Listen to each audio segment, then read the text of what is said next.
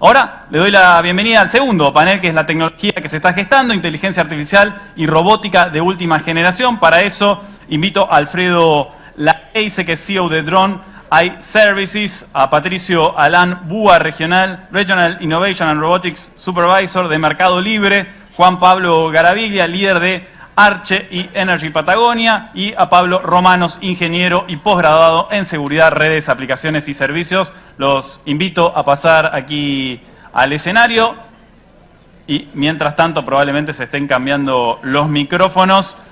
Les cuento un poco, la idea es explorar qué está sucediendo con la inteligencia artificial y los desarrollos. Y como en un principio nos contaban de estos perros robots que te detectan la fuga y están entrenados, se hacen un mapeo 3D del lugar para ser más autónomos. Bueno, hablábamos con Pablo, los drones también se están utilizando para un montón de cosas. Y qué tan importante es la seguridad, porque cuando tengo todo digital es mi fuente de conocimiento y mi cerebro está ahí, y por supuesto también que tengo que poder cuidar esos datos, porque si no, hoy es más habitual de lo que creemos caer en un ransomware. No sé si a alguno le pasó acá, pero te bloquean directamente los servidores y no podés avanzar, quedás inoperativo, no podés ser operativo.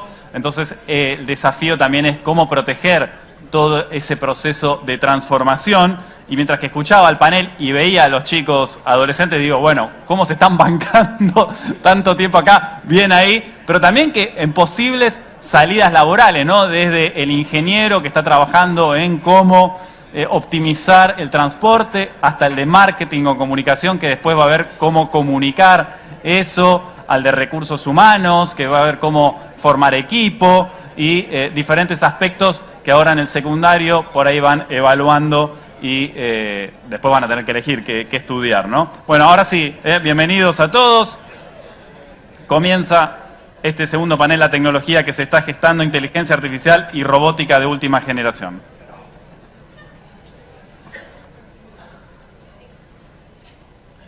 Bueno.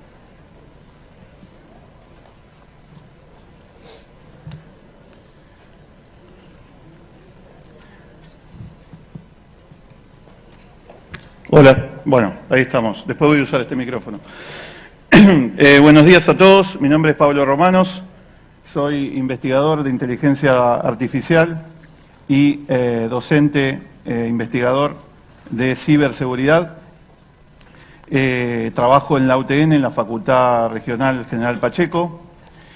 Quería agradecer a las autoridades por brindarnos esta oportunidad para poder explorar juntos un tema que es tan apasionante y de actualidad como el que nos reúne hoy. Voy a aprovechar, porque me pidieron que me presentara y que contara un poquito las cosas que estamos haciendo en UTN. El panel que modero explora cómo la tecnología y la inteligencia artificial, y en particular la robótica, están moldeando un futuro a través de innovaciones revolucionarias que ya se están gestando en la actualidad.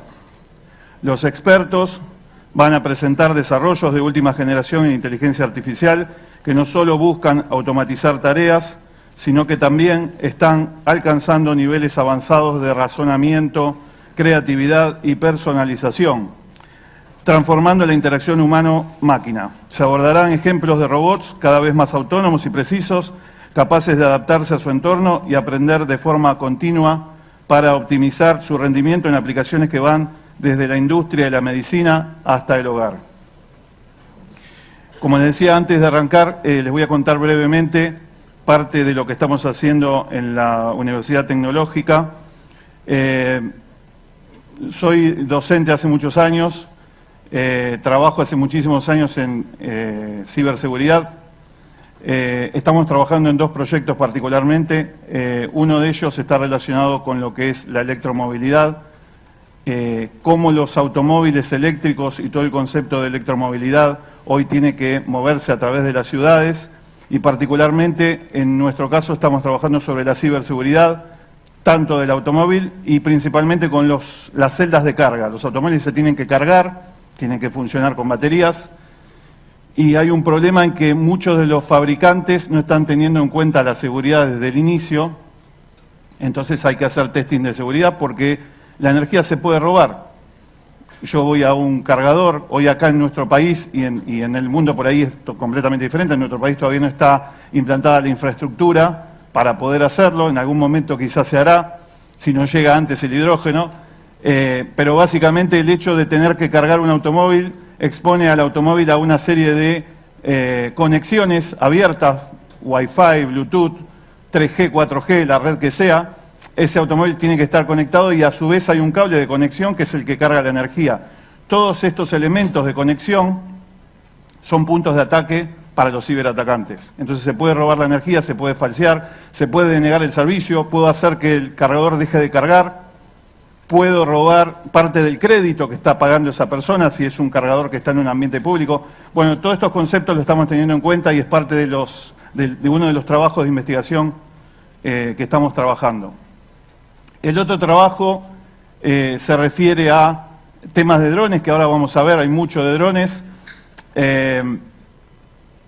Soy docente en 5 universidades, en la parte de ciberseguridad e inteligencia artificial, y director de 6 diplomaturas. Todas están orientadas a lo que vamos a contar específicamente. Yo trabajo más en ciberseguridad, como dije antes, y el proyecto que les voy a contar ahora también, muy brevemente, es un proyecto muy disruptivo. Se trata de utilizar drones, que lo puede hacer geoposicionar en un punto de acceso Wi-Fi, podría recorrer un área específica, levanta todos los puntos de acceso, es decir, tiene sensores para poder ver los dispositivos Wi-Fi que están debajo, mapear esos puntos de acceso, lo puedo llegar a ver en Google. Yo me conecto a Google y a través de una aplicación veo cuáles son los puntos de acceso que hay en un barrio, en un edificio. Eso es la primera fase del proyecto. La segunda es el dron geoposicionado en el lugar, empieza a atacar uno de los puntos de acceso, objeto de la investigación. Es decir, el proyecto que yo les estoy contando hoy ya es un proyecto de investigación muy avanzado que lo utiliza la parte de la justicia para hacer investigaciones digitales. Entonces ha ido evolucionando y llegó hasta esta parte en donde podemos utilizarlo como una herramienta disruptiva. Sí. ¿Nos acompañan las leyes? No. No nos acompañan las leyes. Estamos haciendo cosas disruptivas. Tiene que estar la vida de un menor en peligro para que habiliten este tipo de escenarios. El dron se geoposiciona, ataca la red, toma la contraseña, se mete dentro de la red y empieza a comprometer los equipos del sospechoso. En principio estamos hablando de un sospechoso, no de un culpable. Y la tercera fase es disparar un procedimiento forense y ese procedimiento forense va a determinar si ese sospechoso es culpable o no. ¿En base a qué? En base a la investigación. Habíamos dicho que puede ser que la vida del menor esté en peligro, pero por ahí estamos hablando de un pedófilo. Entonces, ¿qué características tiene un pedófilo? Trabaja con redes P2P, intercambia fotos, entonces el procedimiento va a tener que ir a buscar las fotos en la máquina del sospechoso, a través de un concepto que no quiero entrar en detalle, se utilizan hashes para poder determinar si las fotos son las que estamos buscando, y el dron automáticamente sigue geoposicionado y volando arriba del punto de acceso del sospechoso, toma esa evidencia y determina si ese sospechoso es culpable a través de un procedimiento. Entonces, cuando terminó ese procedimiento, el dron vuelve automáticamente a la central de policía o al punto en que se disparó ese procedimiento y termina la investigación con un informe que va a dar el dron. El dron puede hasta imprimir podría asociarse, no lo estamos haciendo hoy, pero se va a hacer en algún momento, que saque directamente el informe por impresora y ahí terminó todo el proceso. Con lo cual, a mí lo que me queda es servirme un café y esperar a que el dron haga todo. No tengo mucho más para hacer. Si tengo inteligencia artificial de por medio, no tengo mucho más para hacer. Por ahí interactuar un poquito, perdón, interactuar un poco con el proceso, pero no mucho más. No me quiero extender. Estos son parte de los proyectos que estamos trabajando en UTN. Quiero aprovechar muy brevemente, está lleno de jóvenes. Me gustaría que este congreso fuera motivador. Necesitamos de ustedes, nosotros ya estamos viejos para ponernos a innovar. Y piensen que cuando yo era chico mi mamá me dice, ¿de qué vas a trabajar? Me gustaba mucho la tecnología, armaba robots. No sé de qué voy a trabajar. Bueno, pensá esto. El día de mañana tenés que elegir algo que te guste y que sientas que cuando vas a trabajar en realidad vas a jugar y encima te pagan. Si ustedes están en esa línea, están en la línea correcta. Creo que se entienden estas palabras. Somos un país muy pujante. Me ha pasado muchas veces ir a congresos en otros países y se nombran a los argentinos y se llenan la boca de cómo funciona la cabeza de un argentino, que es muy, muy innovador. Acuérdense de Favaloro. Lo que hizo Favaloro fue el primer hacker, porque utilizó pensamiento lateral. Tomó una arteria de una de las piernas y lo reemplazó por el corazón. Es una innovación, es un hackeo. En el ambiente de ciberseguridad se llama hackeo, es el primer hacker. Hacia eso tenemos que ir, hacia hackear, hacia innovar, hacia saltar barreras. No se queden sentados, aprovechen las oportunidades. Bueno, voy a presentar a los... Ya me voy a sentar, así los dejo a ellos que hablen.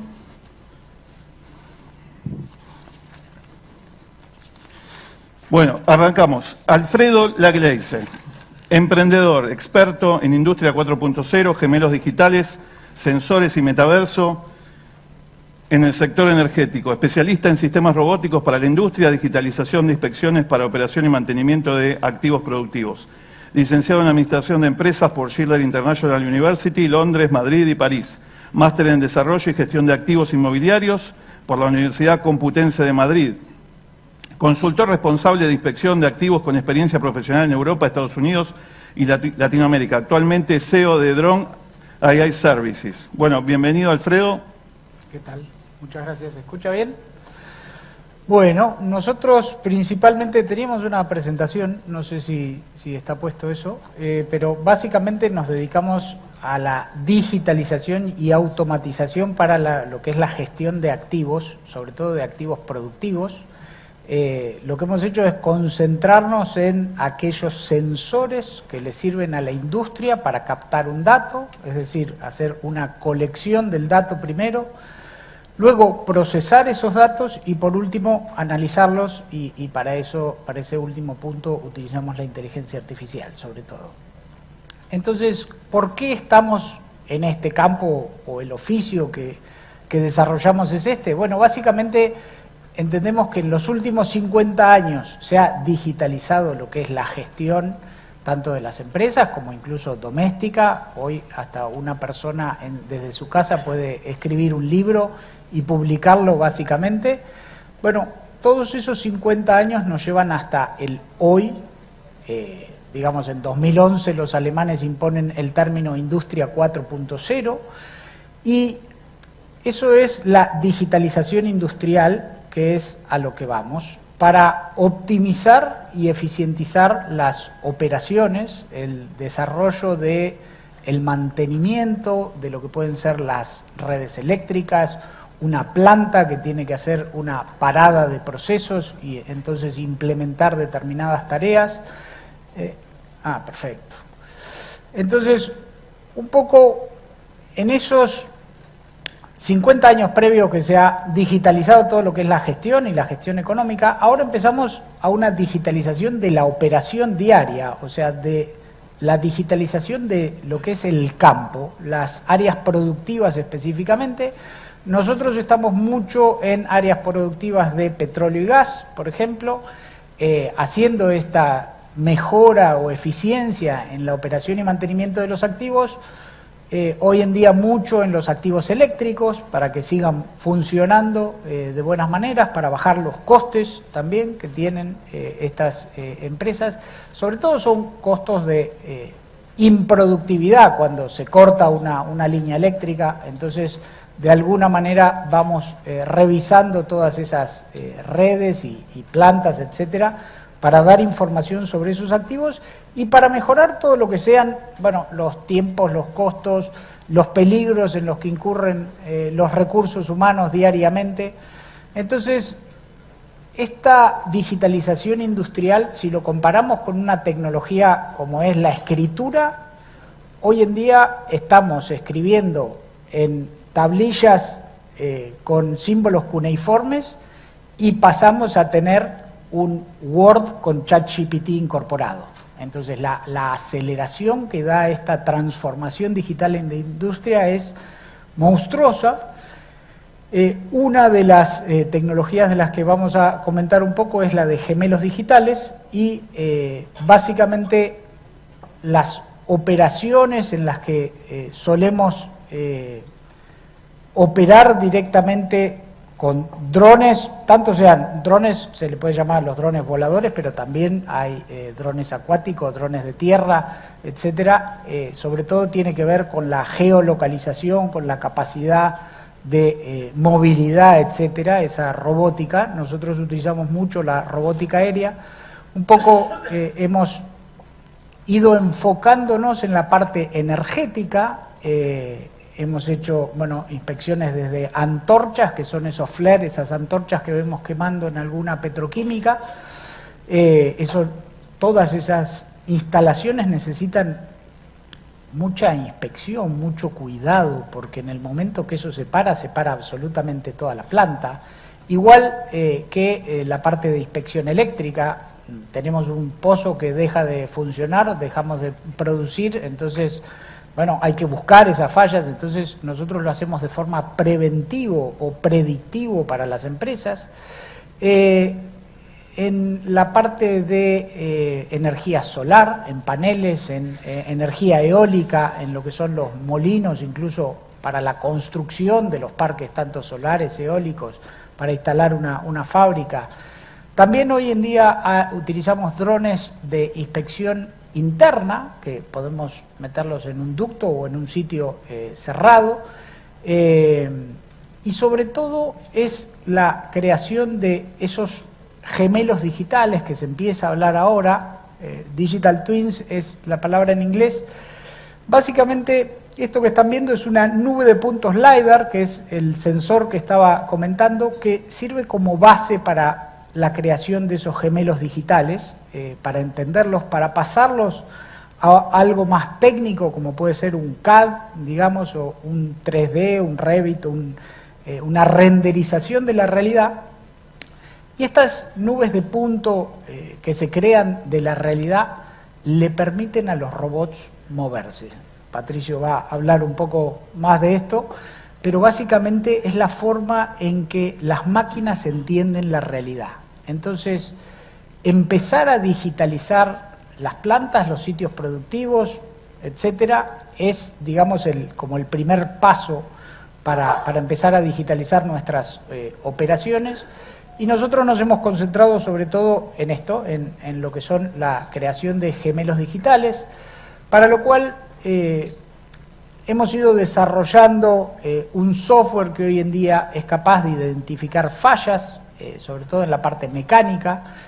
Esa identificación de fallas se hace a través de una parte de la inteligencia artificial que se llama Machine Learning, que tiene que ver con Computer Vision, con la visión de las computadoras, y básicamente es enseñarle a las máquinas a entender dónde están las fallas. Hoy en día lo tenemos en la parte eléctrica, pero poco a poco se puede ir desarrollando en las diferentes fases.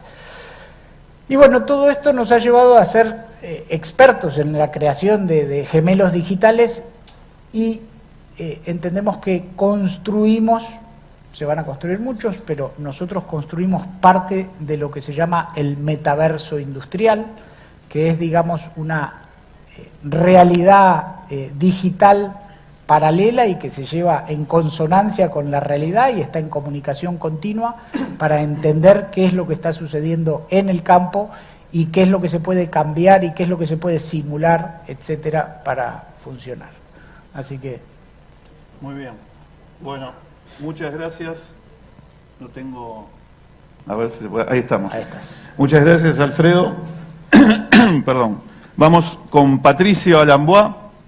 Patricio es ingeniero en la industria automotriz por la UTN, Facultad Regional General Pacheco, obteniendo en 2019 el mejor promedio de su carrera a nivel nacional. Y además es posgraduado en marketing por UADE.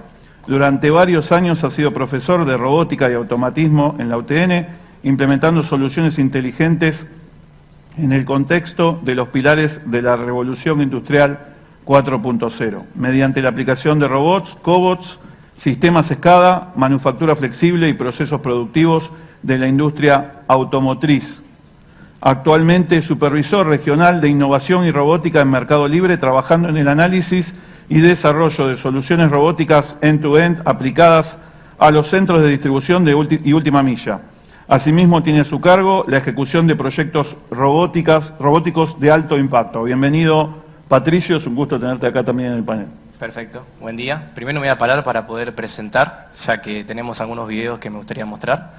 Bueno, principalmente tenemos lo que son los robots AMRs, que es una nueva tecnología que vamos a explicar, que se emplean en lo que es la industria automotriz, el mundo del e-commerce y demás. Pero antes que nada, esta presentación la hice con inteligencia artificial para que sepan, más que nada por el tema de cómo usamos las herramientas que tenemos hoy en día para cortar los tiempos y hacer que sea una forma mucho más friendly para lo que es el entendimiento y la explicación que estamos dando. Puntualmente, denme un momento que no me está pasando la presentación. A ver, para poder pasar, ¿está conectado? Ahí está, ahora sí. Bueno, principalmente acá hay un foco muy importante. ¿Por qué implementamos robots? No tenemos que implementar robots con el solo hecho de decir, está bueno para grabar un video, para hacer marketing, sino que el robot tiene que ser realmente para algo que nos impacte en el negocio que estamos planteando. Puntualmente, los pilares que siempre nos enfocamos, tanto sea en las empresas donde trabajé, que fueron Volkswagen, Toyota o Mercado Libre, es principalmente en la eficiencia operativa. Los robots trabajan 24/7. Entonces, esto lo que genera es que podamos hacer reducción de tiempo de ciclo, aumentar la productividad que tenemos y demás. Después, otro pilar muy importante es la seguridad. Se genera una mejora en la seguridad. ¿Por qué? Porque los robots de avanzada tienen sensores, escáneres y demás que permiten que trabajen en un entorno colaborativo con las personas y reducen los accidentes laborales. Luego tenemos lo que es la optimización de los costos, ¿no? Puntualmente acá se ve una disminución de los costos debido a que los robots suelen ser más productivos y a su vez al trabajar un esquema 24/7, la relación que se produce con el operador que trabaja un turno de trabajo completo y solo, durante el día tenés una relación por 3 a lo que se está desarrollando. Y principalmente esos operadores lo tenemos más enfocados en procesos que agreguen más caudal y más importancia a la cadena de valor que tenemos nosotros.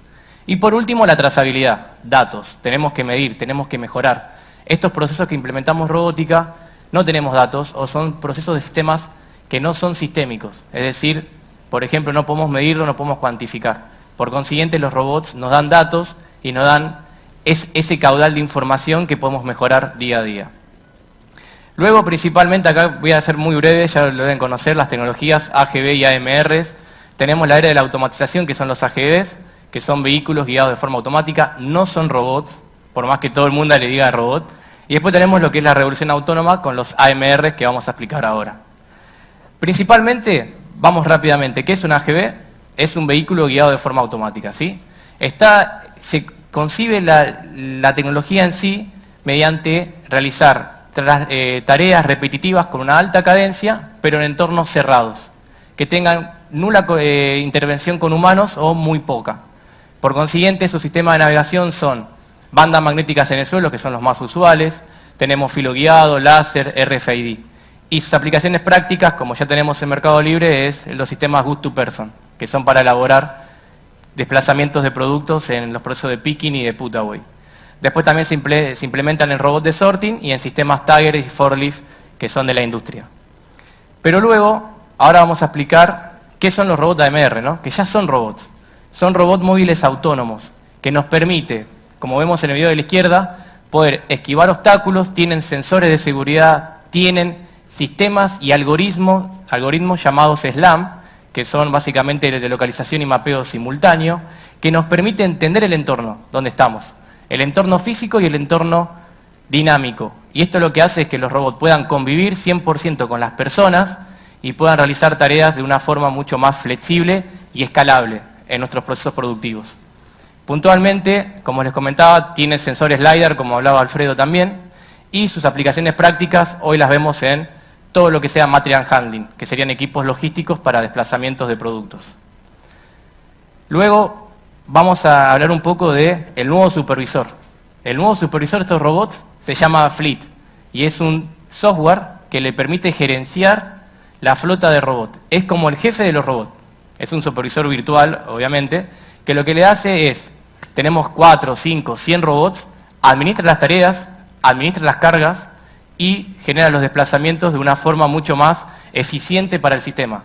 Un fleet que no sea eficiente, el sistema no es productivo como lo estamos diseñando. A la derecha podemos ver un proyecto en donde el entorno físico del AMR es hacer hace como un escaneo de todo, digamos, el sector, de todo el centro de distribución, por ejemplo, y luego se definen zonas como el color rosa que ustedes ven ahí, que son zonas por el robot no puede circular. Después establecemos carriles donde sí el robot puede circular y establecemos los sentidos de circulación de la calle. Y luego, con todo lo que es el entorno dinámico, que son los sensores y demás, se va localizando y si aparece una persona delante del robot, la persona puede parar y además también puede esquivar, dependiendo de cómo lo estemos programando. Bueno, tendencias futuras, básicamente tenemos, ¿cuáles son los desafíos más importantes de los AMRs ahora en adelante? Es que tengan mayor inteligencia, con sistemas de algoritmos mucho más avanzados, que tengan una conectividad avanzada con los equipamientos de IoT, su sostenibilidad, ya que tienen son baterías eléctricas de litio, pero tenemos que aumentar todavía más la autonomía. Hoy son de 8 a 10 horas, para que ustedes sepan, y un tiempo de carga entre 1 a 2 horas. La idea es aumentar el tema de la sostenibilidad y lo que es la colaboración hombre-máquina, que es lo más complejo. Y ahora les voy a comentar un poco también sobre esto. En Mercado Libre ya hemos implementado robots en Argentina. Ya hemos implementado el primer robot en el centro de distribución. Y también hemos implementado en el país Chile. Puntualmente, ¿cuáles son los retos o desafíos? El cambio cultural. Cuando ponemos un robot en un centro de distribución, es muy complejo la curva de aprendizaje. Todo lo que es el training, tanto sea a nuestros operadores, como el training también al equipo de mantenimiento, que es el que lo va a mantener. Y a toda la gente que opere, la gente de limpieza, cualquiera, porque básicamente el robot se va trasladando por todo el centro. No tiene ninguna banda magnética, no tiene nada, es como un coche autónomo dentro de un centro de distribución, donde conviven personas. Ese es el principal desafío. Luego tenemos la parte de safety, que se elabora con los pilares de sensores y seguridades que tiene que tener el robot, que cada día vamos detectando puntos ciegos y vamos mejorando en este aspecto.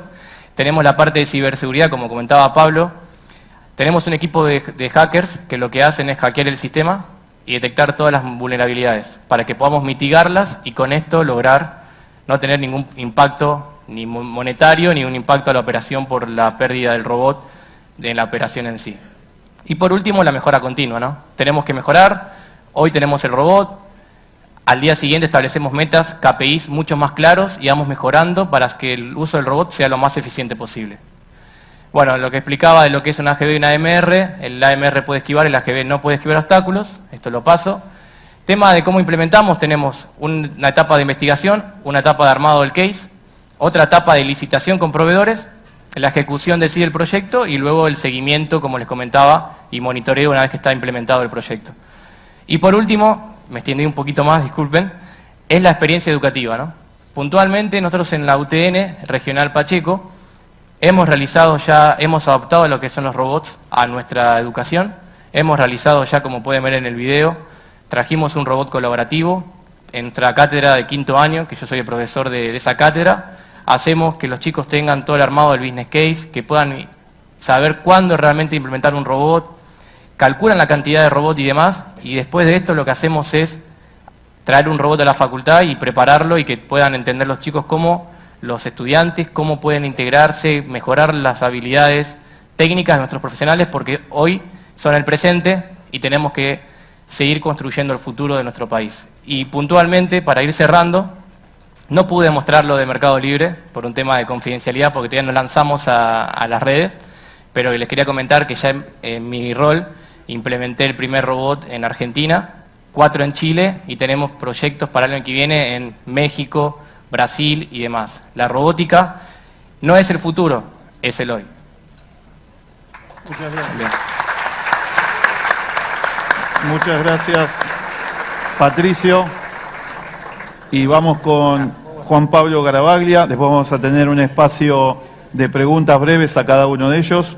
Vamos con Juan Pablo Garavaglia. Juan Pablo es ingeniero mecánico con más de 20 años en tecnología. Ha impulsado empresas multinacionales y ahora lidera Arche, firma disruptiva de soluciones de capital y asesoría en Deep Tech, y Energy Patagonia, firma de asesoría enfocada en descarbonización con inteligencia artificial. Formado en la Universidad Tecnológica Nacional, Universidad Austral, Universidad de Salamanca y MIT. Su carrera abarca los sectores de robótica, aeroespacial, biotecnología, soluciones climáticas, energía, movilidad, inteligencia artificial, manufactura avanzada, nuevos materiales y nanotecnología. Asesora a academia, instituciones, firmas de inversión, startups y corporaciones a nivel global. Y es mentor de Breakthrough Energy Fellows, Estados Unidos, Star Global en Suiza y Naves Argentina. Bienvenido, Juan Pablo. Gracias, Pablo. Bueno,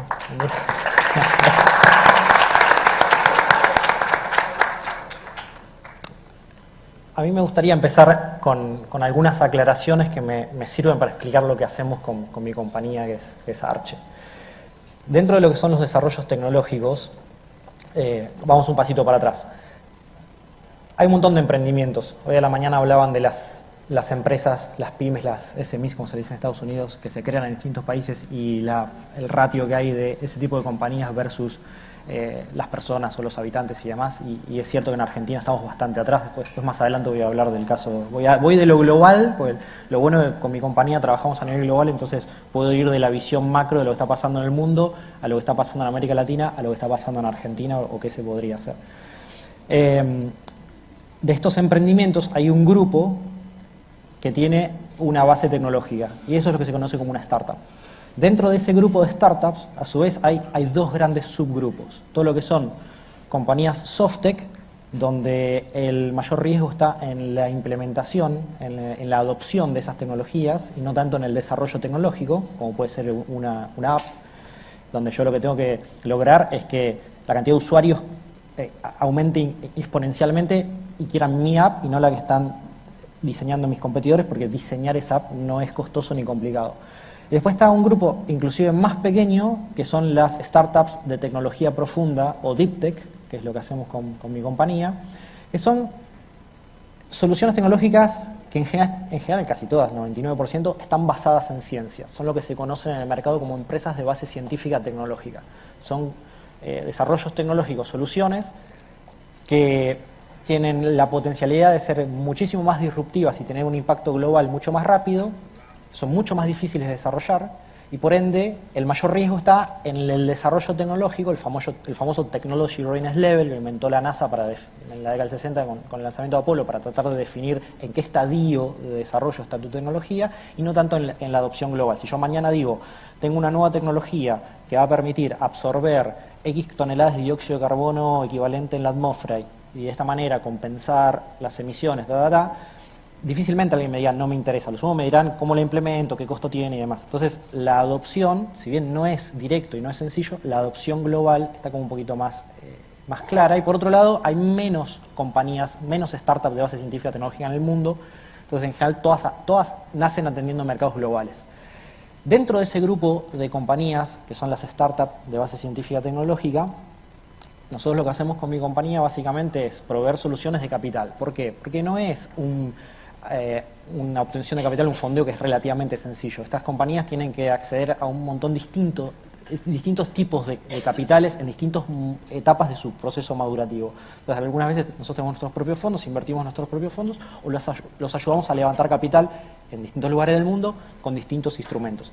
Y cuando la necesidad no viene por el lado del capital, pero sí por el lado de la consultoría o la asesoría, prestamos el servicio también. Y ahí aparecen cosas como, por ejemplo, cómo expandirse en un determinado mercado, cómo protegerse desde el punto de vista de propiedad intelectual, porque todas estas soluciones en general son patentables o deberían tener algún tipo de patentabilidad, cómo pasar de un proceso piloto de nivel laboratorio a un proceso escalado industrial, cómo adaptarse a un determinado marco regulatorio. Todas esas son necesidades típicas de las compañías Deep Tech y eso lo hacemos en distintos lugares del mundo. Y después, hace tiempo ya nos empezamos a meter en cosas muy particulares, como por ejemplo el diseño de 2 laboratorios de innovación abierta o el estudio conceptual de una nueva testing facility para satélites. Pero fuimos desarrollando cosas que entendíamos que se necesitaban en el ecosistema y esa creo que es la palabra clave que me gustaría empezar a pasar, ecosistema. Pues a nivel mundial, les cuento un poquito más con quiénes trabajamos para que tengan una idea más clara. A nivel mundial nada pasa solo, nada pasa aislado. Y los ecosistemas en los que trabajamos, hoy tenemos clientes en España, Alemania, Argentina, Uruguay, Estados Unidos.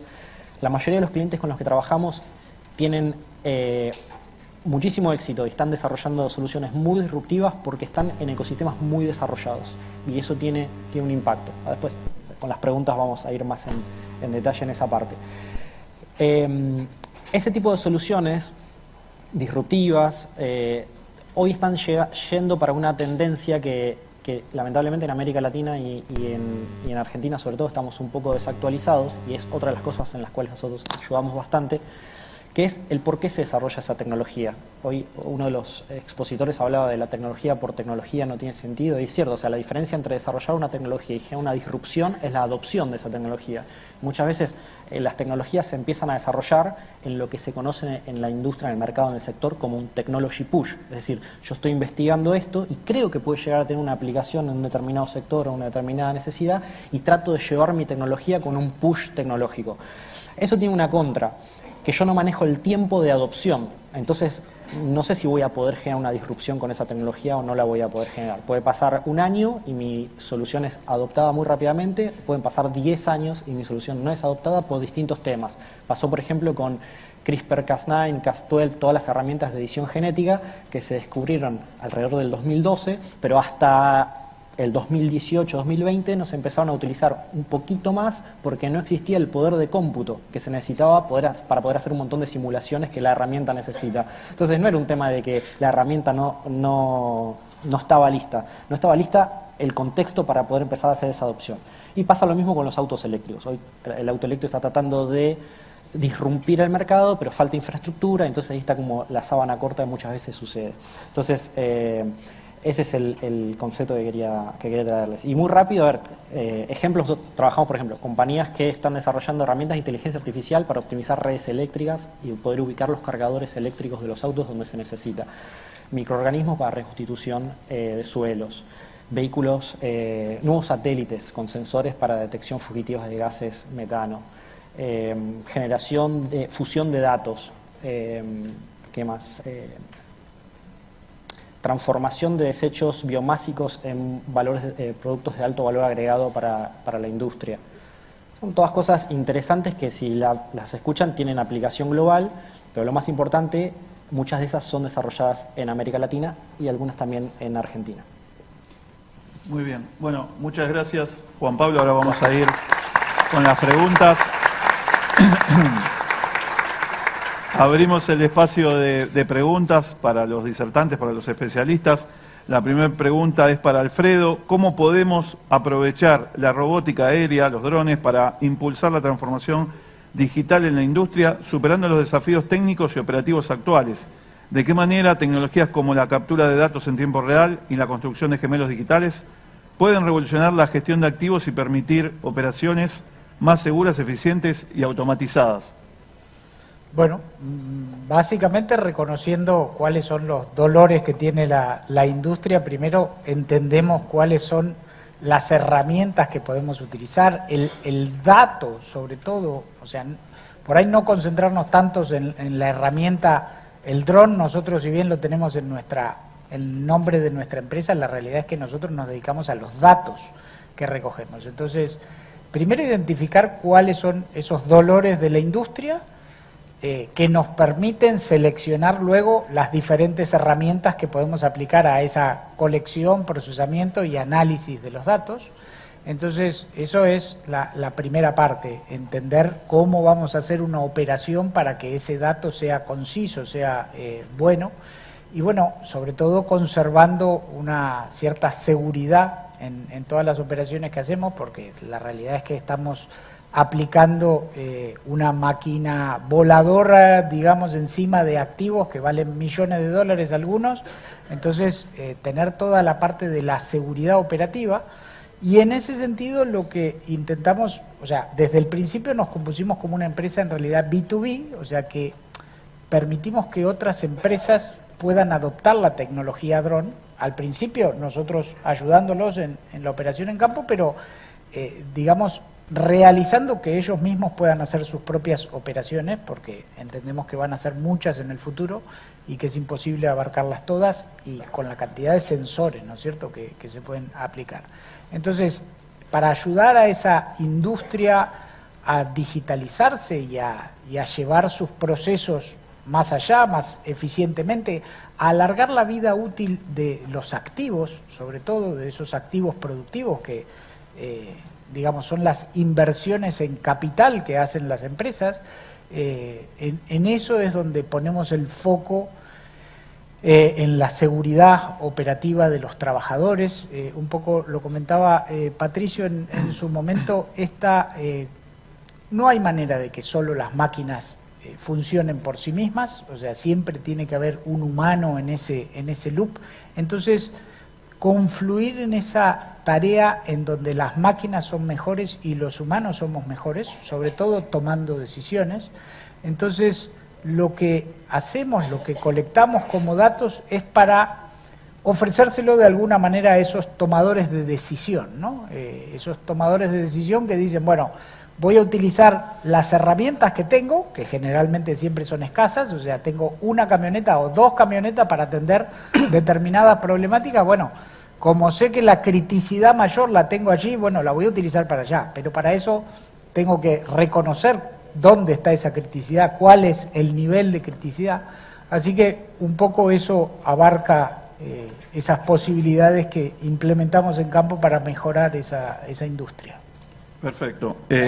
Vos hablabas, un comentario rápido, en industrias, por ahí no lo sabemos todos, las industrias son infraestructuras críticas en general porque dependen de la disponibilidad de los servicios. Imagínense, recién Patricio hablaba de Mercado Libre y que se bloquee, la aplicación me quede bloqueada por horas, cuando en realidad por ahí puede ser algún tipo de inconveniente desde el punto de vista de su industria es el negocio de la venta, digamos, de productos, servicios y la conexión. Imagínense una industria en un banco que quede bloqueado por X cantidad de horas. Es muy importante justamente el ámbito industrial en lo que hace a la criticidad. Son ambientes muy críticos, así que está muy enfocado con lo que contaba recién Alfredo. Vamos a Patricio. Patricio, ¿cuáles son los principales desafíos al diseñar e implementar proyectos de robótica en Latinoamérica, considerando la relación entre salarios y CAPEX, la necesidad de análisis de sensibilidad y la adaptación cultural para poder integrar tecnologías que transforman los puestos de trabajo? Bien, bueno, principalmente me gustaría comentarles un poco, cuando hablamos de un proyecto y hacer el foco en cómo implementamos los robots en Latinoamérica y demás, principal desafío es, principalmente tenemos todo lo que es el CAPEX, la relación entre lo que podemos invertir y el ahorro que generamos en los procesos puntualmente. Por consiguiente, la mano de obra en Latinoamérica no es lo mismo que en Estados Unidos ni en Europa. Por consiguiente, cuesta y es más complejo encontrar el proceso puntual en el que podamos nosotros implementar robótica. Entonces, principalmente tenemos una etapa de discovery, donde armamos business case high levels, donde vemos cuál es la inversión que estamos dispuestos a pagar, cuál es el payback que nos va a generar, y puntualmente establecemos un análisis de sensibilidad. Es decir, cómo mis variables pueden ir afectando a medida que voy implementando la tecnología para entender cuál es el riesgo asociado a esa implementación. Luego, una vez que hacemos la etapa de discovery y estamos en números verdes o números que estamos ok para avanzar, pasamos a la etapa de análisis donde ya armamos un pliego, armamos un desarrollo más técnico, explicamos nuestra necesidad en ese pliego para que los proveedores coticen en lo que es la parte de licitación. Y por último, la ejecución, ¿no? La ejecución es el big challenge que tenemos hoy en la industria, por como comentaba antes, el tema de los retos, tanto sean culturales como desafíos de ciberseguridad, seguridad y demás. Entonces, puntualmente esta etapa suele demorarse mucho más que un proyecto normal, como por ejemplo poner una línea de montaje, un conveyor, o poner directamente un robot industrial que no es colaborativo con personas. Entonces, la etapa de ejecución no es el go live del proyecto y ya está, y salimos, y ahora estamos perfectos y sacamos los KPIs del proyecto. No, es un aprendizaje, es una adaptación tanto sea de las personas con el robot y el robot con las personas, porque los robots tienen una flexibilidad de tomar decisiones. Entonces, puntualmente, esta etapa de ejecución es la más compleja que tenemos, es la que más necesitamos tener tolerancia y ser flexibles, para que luego en la etapa 5, que es la etapa de KPIs y resultados del negocio, podamos reflejar lo que diseñamos en la etapa de discovery y en la etapa de project analysis. Así que puntualmente sería eso. Gracias, Patricio. Una última pregunta y ya cerramos. Juan Pablo, si te animás a responderla en 2 minutos, es lo que nos queda. ¿Cuál es la situación actual de ciertas tecnologías como la robótica y la inteligencia artificial a nivel global? ¿Y cómo interactúan startups, las pymes y corporaciones? ¿Cómo se están desarrollando estas soluciones hoy en el mundo? Bien. Bueno, voy a tratar de resumirlo. Un poquito les decía antes para dónde va el tema, ¿no? Lamentablemente en América Latina estamos todavía un poco atrasados. En el mundo lo que está pasando es cooperación, ecosistemas evolucionados, donde cada uno tiene un rol que jugar. Tanto las universidades como las incubadoras, las aceleradoras, las startups que van desarrollando estas soluciones Deep Tech, las corporaciones, los usuarios finales, los gobiernos, los marcos regulatorios y demás. Todo tiene un rol para jugar. Donde esos distintos actores del ecosistema funcionan coordinados con un fin común, el ecosistema es multiplicador. Y lo vemos en casos como el de Alemania, por ejemplo, y sin ir muy lejos, Israel o inclusive Uruguay acá cruzando el Río de la Plata. Hay otros ecosistemas que no funcionan tan coordinados. Entonces, hoy por hoy cambió muchísimo. Desde la década del 90 las disrupciones tecnológicas eran mayoritariamente guiadas por corporaciones que tenían su gran staff de científicos y PhDs y ingenieros. Eso cambió. Hoy la disrupción tecnológica, las nuevas tecnologías están mayoritariamente viniendo del lado de las universidades, en el mundo hablo, ¿no? De las universidades y las startups de base científica tecnológica. Para que eso pase se necesita no solo un ecosistema, sino un montón de apoyo. Y ese apoyo tiene que ver no solo con capital, sino con distintos factores que se necesitan, porque desarrollar Deep Tech es grandioso, pero es súper difícil. Súper difícil. Entonces, en nivel LATAM, lo que vemos es que hay algunos países que tienen mucha base científica, básicamente Argentina, México, Brasil, Argentina, en ese orden, están separados lejos. Después viene un segundo grupo de países con Uruguay, Chile, Colombia, Perú y después viene el resto. Como son compañías de base científica y tecnología, necesitas mucha ciencia básica para pasar la ciencia aplicada, para poder empezar a desarrollar la tecnología luego. Entonces, si no hay sistema científico, no hay compañía de base científica y tecnología. Entonces, esos son los países que en general tienen más. Pero el apoyo que se necesita no en todos los países es el mismo, eso sí es muy cambiante. Hay una de las cosas que no se aprovecha, y acá ya me voy tratando de cerrar el tema específico de Argentina, que sí lo vemos en distintos lugares del mundo, que es aprovechar la innovación y transferencia tecnológica desde el sector industrial con las universidades y las startups. Nosotros vemos que lo hacemos, por ejemplo, con clientes en Alemania para hacer pruebas de concepto. Son herramientas que funcionan muy bien, donde hay una startup que está tratando de desarrollar algo, una corporación que necesita una nueva tecnología y dice, bueno, yo te apoyo, soy tu primer cliente, te ayudo con este desarrollo tecnológico, te doy datos, si los necesitas, te doy un entorno relevante para que puedas probar tu tecnología, te apoyo con capital eventualmente. Universidades que dicen, yo tengo capacidad, tengo materia gris y tengo capacidad instalada para solucionar problemas de la industria. José Luis lo comentaba hoy al principio, ¿no? Ese aprovechamiento de la materia gris de las universidades. Nosotros eso a nivel global lo vemos que en algunos países, no es anecdótico, los que tienen mayor disrupción tecnológica son los que tienen ese tipo de ecosistemas que funcionan bien. América Latina no en todos lados funciona, Argentina lamentablemente funciona pésimo. Esa es la realidad. O sea, se hace muy poco porque no está preparado el ecosistema para colaborar. Las corporaciones grandes, multinacionales, trabajé 22 años en corporaciones multinacionales. Les interesa muy poco desarrollar tecnología en los satélites, en las branch. Entonces es difícil lograr las aprobaciones desde una corporación, desde el headquarter que te autoricen a veces pasa. Pero es burocrático y a veces es difícil de hacer. ¿Me voy a arriesgar con esta facultad? ¿Me voy a arriesgar a hacer un proyecto tecnológico con la UTN si llamo al headquarter y lo hacen con Stanford? Bueno, pero se puede hacer con la misma calidad en América Latina. El tema es que a veces no está la intención. Las universidades, por otro lado, también tienen un montón de problemas internos. Es muy difícil trabajar con las universidades en América Latina en general, salvo algunos países.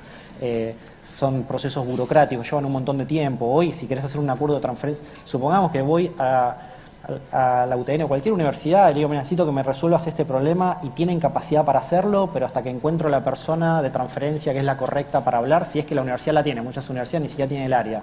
Empezamos a negociar los términos, nos ponemos de acuerdo con el contrato, encuentran al que lo tiene que firmar y lo empezamos a implementar hasta que lo ejecutan, porque también hay un tema de intereses internos, pasan 9 meses, un año, y eso en el sector privado lo haces en 2 meses o menos.